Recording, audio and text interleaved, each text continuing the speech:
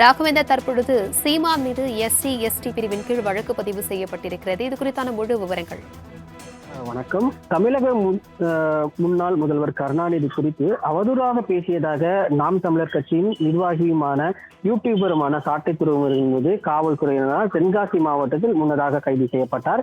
இது தொடர்பாக பேசிய நாம் தமிழர் கட்சியின் ஒருங்கிணைப்பாளர் சீமான், கொலை செய்பவர்கள், சாராயம் காய்ச்சுபவர்கள் மீது பாயாத வழக்கு மேடையில் பேசியதற்காக பாய்கிறது.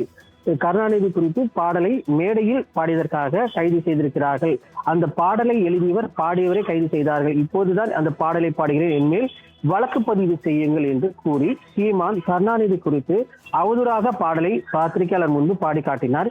இந்த நிலையில் முன்னாள் முதல்வர் கருணாநிதி குறித்து அவதூறாக பேசியதற்கு நாம் தமிழர் கட்சியின் ஒருங்கிணைப்பாளர் சீமான் மீது வழக்கு பதிவு செய்து நடவடிக்கை எடுக்க வேண்டும் என்று அஜேஷ் என்பவர் பட்டாபிராம் காவல் நிலையத்தில் புகார் அளித்திருந்தார். அஜேஷ் அளித்த புகாரின் பேரில் எவ்வித நடவடிக்கையும் எடுக்காத நிலையில் மாநில எஸ்சி எஸ்டி ஆணையத்திடமிருந்து சீமான் குறித்து அவர் புகார் அளித்தார்.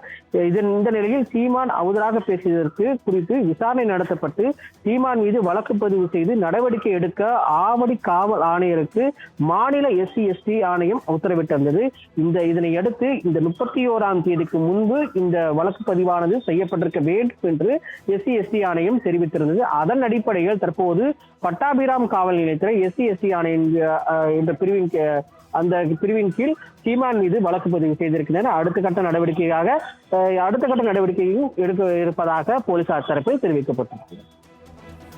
தகவல்களுக்கு நன்றி ராகவேந்தர்.